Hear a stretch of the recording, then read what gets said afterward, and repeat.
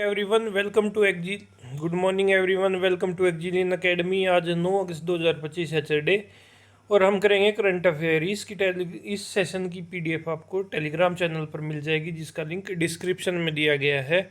और current affair इससे अलावा कहीं और नहीं आएंगे, तो आपको ये सेशन लगाना ज़रूरी है। तो चलिए स्टार्ट करते हैं मोटिवेशनल कोट के साथ। मंजिल उन्हें मिलती है जिनके सपनों में जान होती है। मतलब सपने देखने से ज़्यादा ज़रूरी है उन्हें पूरा करने का जुनून रखना। अगर सपने सच्चे हैं तो नींद, आराम और डर सब पीछे छूट जाते हैं। आज अपने सपने को सिर्फ सोचो मत, उसकी ओर एक ठोस कदम बढ़ाओ, क्योंकि जुनून ही सपनों को हकीकत बनाता है। तो फर्स्ट क्वेश्चन देखते हैं, भारत छोड़ो आंदोलन की शुरुआत कब हुई थी? ये हुई थी 9 अगस्त 1942 को, और यह मुंबई में शुरुआत हुई थी 9 अगस्त 1942 में। इसका नारा था करो या मरो। महात्मा गांधी ने इसे अखिल भारतीय कांग्रेस समिति के 70 की शुरुआत में किया था। इसे अगस्त क्रांति दिवस के रूप में मनाया जाता है और इस दिन स्वतंत्रता सेनानियों के साहस और बलिदान को सम्मानित करने के लिए ये मनाया जाता है। तो अगला क्वेश्चन है, मेराइट योजना किस क्षेत्र से संबंधित है? यह तकनीकी शिक्षा सुधार क्षेत्र से संबंधित है। इसमें क्या है? इसमें है मेरिट योजना एक केंद्रीय योजना है जिसकी कुल लागत 4200 करोड़ है। इस योजना का उद्देश्य तकनीकी शिक्षा में गुणवत्ता, समानता और शासन में सुधार करना है। इसमें 275 संस्थान, 175 इंजीनियरिंग कॉलेज और 100 पॉलिटेक्निक शामिल होंगे। योजना में वर्ल्ड बैंक द्वारा 2100 करोड़ का ऋण सहायता के रूप में दी जाएगी। यह योजना 2025-26 से 29-30 तक चलेगी, जो लगभग 7.5 लाख छात्रों को लाभ होगा इससे। अगला क्वेश्चन है, वर्ष 2024-25 में धान राइस की बोई गई कुल क्षेत्रफल वृद्धि क्या रही है? यह रही है 6.58%। इसमें वृद्धि हुई है 2025 में। और जो उड़द है उसकी बुआई में लगातार गिरावट हुई है जो 2024-25 में -21.63% रही है। प्रधानमंत्री फसल बीमा योजना और गैर रोकथामी प्राकृतिक जोखिमों से फसल सुरक्षा देती है। SDRF और NDRF आपदा राहत हेतु राज्य सरकारों को आर्थिक सहायता प्रदान करते हैं। NFSNM योजना के तहत नई किस्मों के बीज तकनीकी प्रशिक्षण पर किसानों को प्रोत्साहन दिया जाता है। अगला क्वेश्चन है, हाल ही में किस योजना की अवधि 31 मार्च 2026 से बढ़ाकर 31 मार्च 2028 कर दी गई है?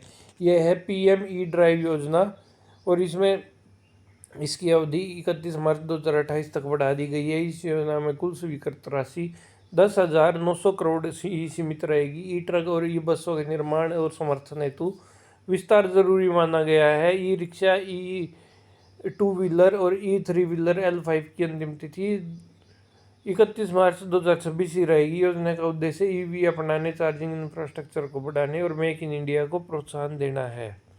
अगला क्वेश्चन है, प्रधानमंत्री नरेंद्र मोदी आगामी संघाई सहयोग संगठन SCO शिखर सम्मेलन में भाग लेने के लिए किस चीन शहर की यात्रा करेंगे? ये करेंगे तियानजिन शहर की यात्रा, और तियानजिन चीन में है। ये 31 अगस्त से 1 सितंबर तक ही है SCO का शिखर सम्मेलन होगा। ये 7 साल बाद चीन जा रहे हैं नरेंद्र मोदी जी। उनकी पहली चीन यात्रा जून 2018 से SCO में के शिखर सम्मेलन के लिए ही हुई थी। चीन ने PM मोदी की यात्रा का स्वागत करते हुए इसे एकजुटता और मित्रता का मंच बताया। PM मोदी जापान यात्रा 29 अगस्त के बाद तियानजिन पहुंचेंगे।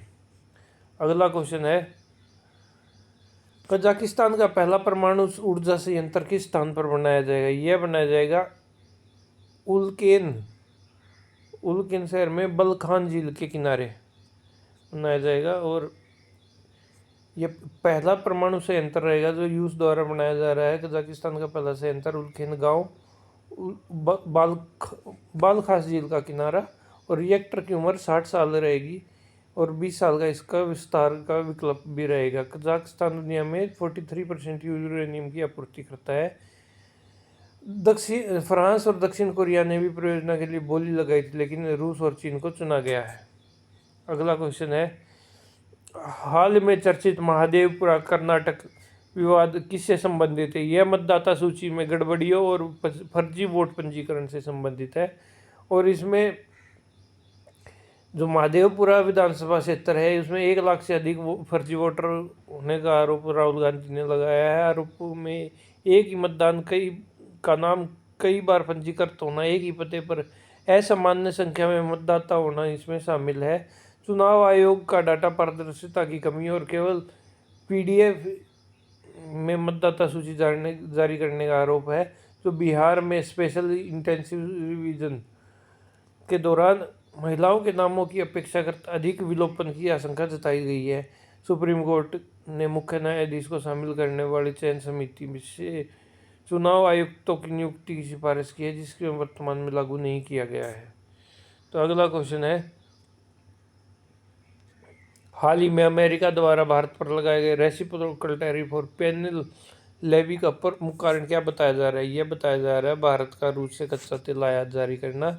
और इसमें अमेरिका ने 7 अगस्त 2025 से भारत के निर्यात पर 25% रेसिप्रोकल टैरिफ लगाया था और इसे 29 अगस्त से अतिरिक्त 25% पेनल्टी भी लागू होगी। अगर ये जारी रहता है तो रेसिप्रोकल टैरिफ से भारत की GDP वृद्धि पर लगभग 0.5 से लेकर 0.6% घटने का अनुमान है और करंट अकाउंट डेफिसिट में लगभग 0.55% की वृद्धि होने की संभावना है। समाधान के रूप में अमेरिका से वार्ता और निर्यात बाजार विविधीकरण पर जोर देने की सलाह दी गई है।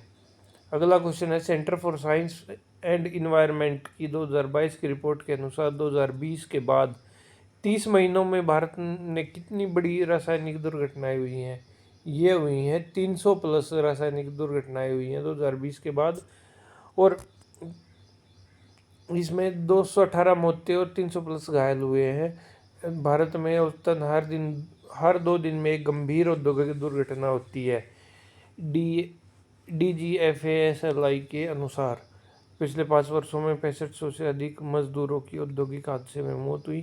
साउथ कोरिया और सिंगापुर के कॉरपोरेट मैन्सलेटर कानून के तहत शीर्ष अधिकारियों को भी जिम्मेदार ठहराया जाता है, पर यह नहीं ठहराया जाता इंडिया में। 2018 में भारत की किस प्रकार की नीति अपनाई है जिसमें आयात पर उच्च शुल्क लगाए गए हैं? ये है टैरिफ आधारित संरक्षण नीति। इसने भारत ने 2018 में कई क्षेत्रों में आयात शुल्क बढ़ाकर संरक्षणवाद अपनाया था। टैरिफ वृद्धि का उद्देश्य घरेलू उत्पाद को बढ़ावा देना था। WTO डाटा के अनुसार भारत टैरिफ दरों में शीर्ष देशों में है। टैरिफ से अल्पकाल में उद्योगों को फायदा, लेकिन दीर्घकाल में कंपटीशन घटने का खतरा रहता है। उच्च टैरिफ से निर्यात क्षमता और निवेश प्रवाह प्रभावित हो सकता है। यह हमारा लास्ट क्वेश्चन था। अगर कोई भी डाउट हो, सजेशन हो तो कमेंट बॉक्स में कमेंट कर देना, शेयर एंड सब्सक्राइब कर देना। Thanks for watching. PDF आपको मिल ही जाएगी। Have a nice day. Thank you.